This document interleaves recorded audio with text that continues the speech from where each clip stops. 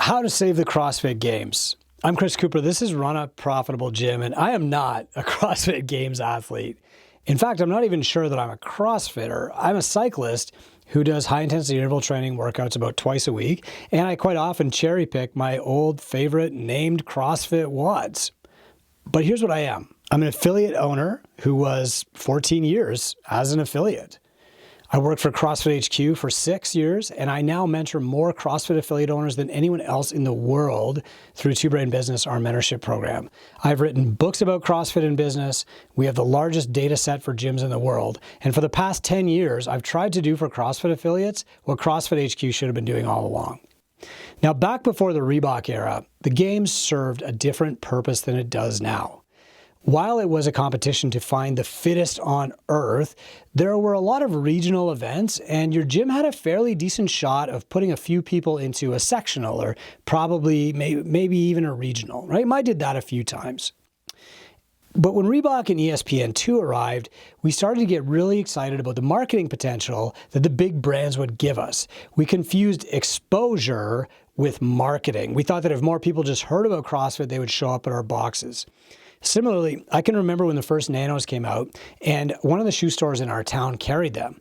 And so my wife and I went down to the mall. She had her camera, and there was these big posters of the CrossFit Reebok Delta and the Nano shoes, and she took my picture in front of them, and I called a meeting of all of my coaches back at my gym. Guys, this is so huge. Can all of you work some extra hours? We're going to have to do all these on-ramps. Maybe we should go back to a group on-ramp. No, that didn't work. How many more clients can we take? What's our capacity? We thought that a shoe store selling CrossFit shoes was going to pump so many people to our gym, along with the CrossFit Games being on ESPN2, that we wouldn't be able to handle the inflow. Now, of course, that was wrong, right? And some of you are probably laughing. That's good. But that's because we assumed that exposure was the same as marketing. Now, because of that, over the years, we started to believe the story that the Games were the marketing for CrossFit. But let's stop and ask ourselves, who is the Games marketing actually helping? Does it help the two people who become the fittest on earth? Yeah, they make a few bucks and they get some sponsors. They deserve it. Good for them. Does it help the runners up? The second, third, fifth place? Well, not much, but a few people can actually make a career at this now. Does it help the sponsors? Possibly. I'm not sure. You'd have to ask them. Does it help the affiliates? Not anymore. Unless you're in Eastern Europe, you probably don't have people coming in and saying, I watch the Games, I want to sign up for CrossFit anymore. The Games provides affiliates with exposure, but it doesn't increase their lead generation or the value of their service or their retention or anything else that's measurable. And honestly, last year, the attention wasn't even all that positive. So if the Games is really only a win for the people who win the Games, the fittest on earth, should HQ scrap it, or can we look at what others are doing well and use the opportunity to pivot? The cool thing about Two Brain and the way that we've built it is that I don't have to have every idea myself. I can look out and say, what's that person doing? How is that person improving their retention metrics? Let's find out. Let's get them on the podcast. Let's look at their metrics. And if it's teachable, we'll teach it to everybody else. Just like Greg did with deadlift. How is that person deadlifting over 1,000 pounds? Let's talk to them. Let's get their numbers, and maybe they can help us do better too. And so with that in mind, I think that we can look at other people and what they're doing in the fitness space, take some of their ideas and potentially incorporate it into the Games 2.0, the next evolution of the CrossFit Games. I'm a firm believer that success leaves clues. And after talking with some very smart people in the industry, not the Games athletes, but the people who are out there running events, helping affiliates, I got a few suggestions to consider. Number one, look at Hyrox. Spartan has a similar program to Hyrox called Spartan Deca, but it's fitness racing. It's really simple. They can put hundreds of people through a course in a day. The course doesn't change. It's not a surprise. You don't learn about it 5 minutes before you do it. Can somebody actually win with hundreds of people going through this course in a day? Probably. There probably is a winner at the end of the day, but nobody really cares. They're really just excited about doing the challenge. Before Hyrox, the best example of this was probably Spartan Race. Nobody was trying to really be the Spartan world champion, except for that guy named Hunter Thornton. But thousands and thousands, millions of people did Spartan races because they wanted to test their fitness. They wanted to feel like this is the healthiest I've ever been. This is the fittest day of my life.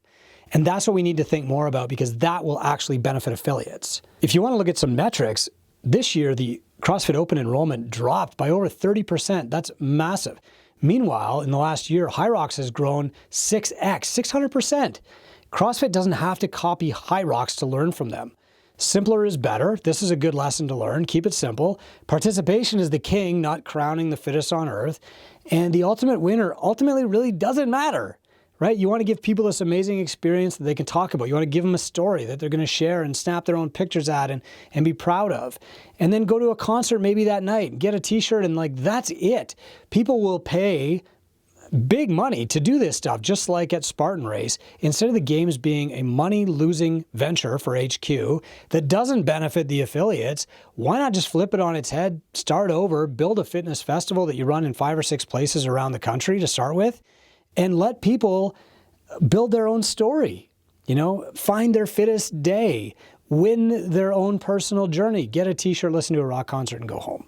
The second place that I would look is the Rogue Invitational. In fact, just asking Rogue to run the events for CrossFit would probably save the games. I don't know if you've been to one of these events.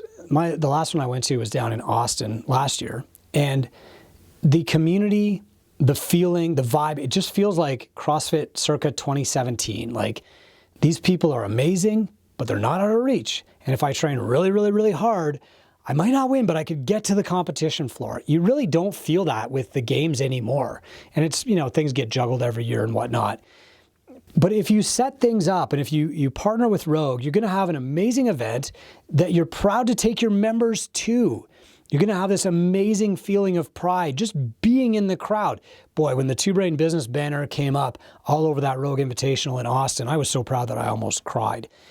But showing up with 10 people from your gym, 20 people, 30 people, and you're all going to run through the challenge one after the other, maybe together, maybe cross the finish line arm in arm, and it's going to be amazing because Rogue built it, and it's going to be one of the 5 peak moments that they remember on their deathbed, and they're going to tell their friends about it forever. Man, like, that is irreplaceable value to the affiliates, where crowning the top king and queen of fitness on earth, I don't think that does have value. Another good example is like the Arnold. Now, this is for bodybuilding meatheads, but it attracts thousands and thousands of people who are not bodybuilders because they want to see the show and they want to see the other people. But a festival atmosphere is great. And if you incorporate something like a fitness challenge or a race, you've just got a win-win for everybody, right? So just give people a chance to show up, do a workout with their friends, and stay for the party. Look, there are other examples out there to draw from. Even online cycling. I'm a cyclist. But the Tour de Zwift had 500,000 participants this year. And it's online cycling with a smart trainer. You don't really know anybody else, but you're making friends. You're competing for about 6 weeks. You're doing 8 different races. You're tracking your progress against previous years. It keeps you training through the dark months when you can't be outside on the road, etc. I'm not saying that CrossFit's competition should be online. What I'm saying is there's probably something to learn from these events that are growing while CrossFit is shrinking, and there's no better time to rethink it. This is going to be a controversial take. The other games alternatives that you see out there, like different leagues and organizations of athletes and unions and all this stuff, these are just small variations on the original concept of the games.